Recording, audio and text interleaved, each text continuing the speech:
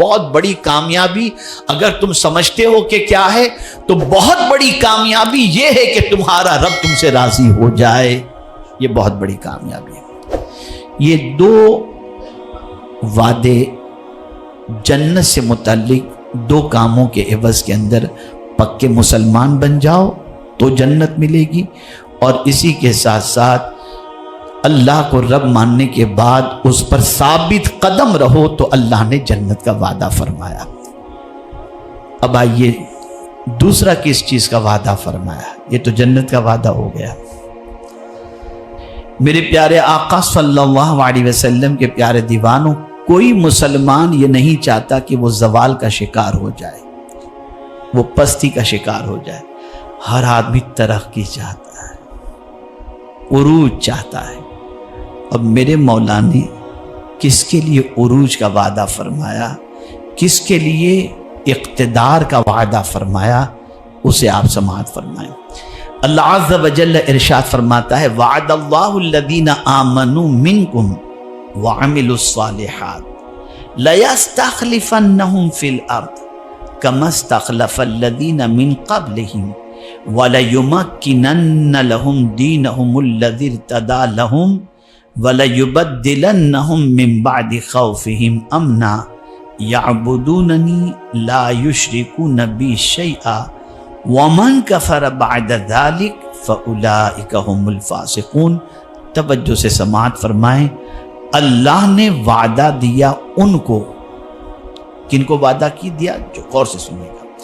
اللہ نے وعدہ دیا ان کو جو تم میں سے ایمان لائے اور اچھے کام کیے.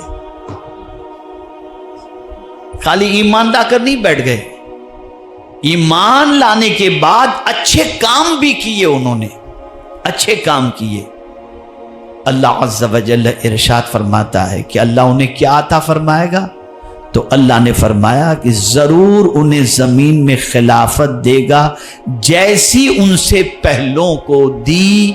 یعنی جیسے پہلے والوں کو اللہ نے اقتدار عطا فرمایا تھا ویسے ہی اللہ تعالیٰ ان کو بھی اقتدار عطا فرمائے گا جو ایمان کے ساتھ عمل صالح کرے، یعنی نیک عمل کرے.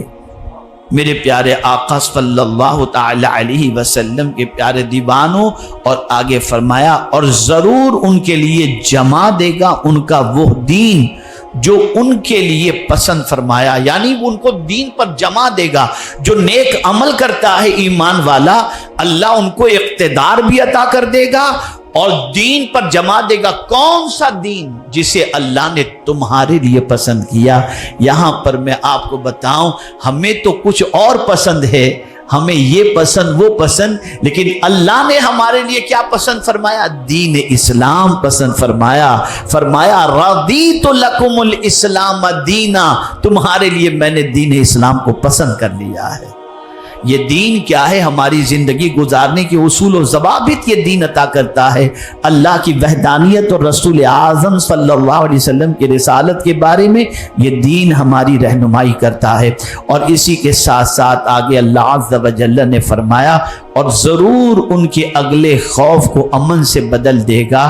یعنی جو تمہیں آگے خوف کا ٹینشن ہے کہ کیا ہوگا، نہیں، تمہیں ٹینشن لینے کی کوئی ضرورت نہیں. تم عمل صالح کرو، اللہ اس ٹینشن کو خوشی میں بدل دے گا اور امن میں بدل دے گا.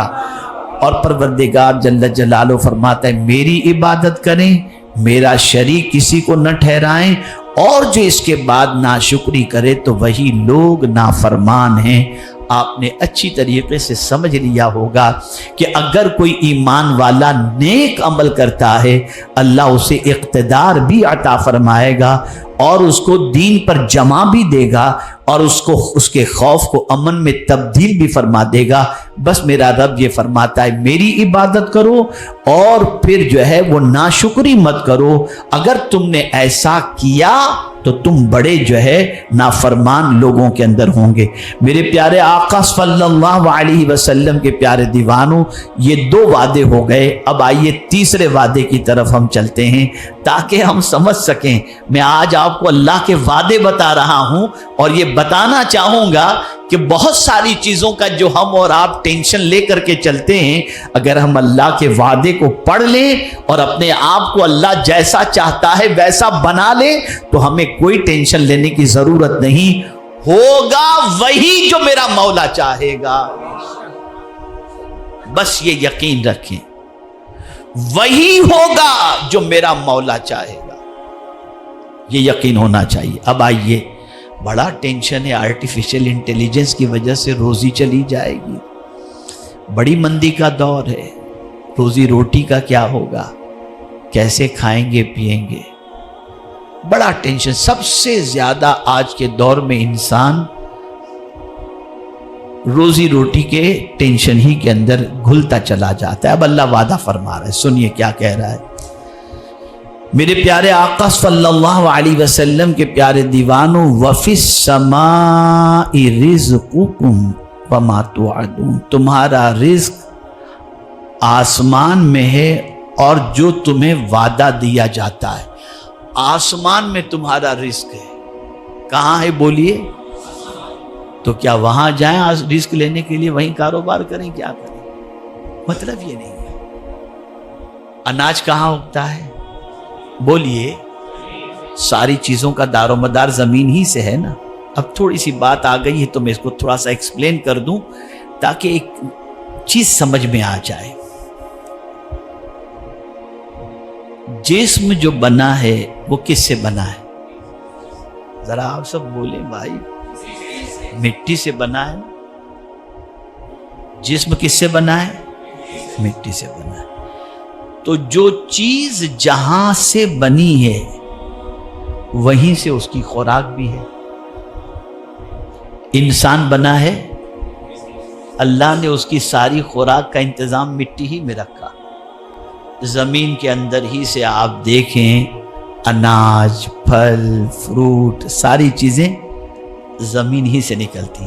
تو اے اللہ، زمین میں تو نے اتنے خزانے کو رکھا، کس کے لیے رکھا؟ تو اللہ فرماتا ہے هُوَ الَّذِي خَلَقَ لَكُم مَّا فِي الْأَرْضِ جَمِيعًا، میرے بندے جو کچھ زمین میں ہے وہ تیرے لیے ہی ہم نے پیدا کیا ہے۔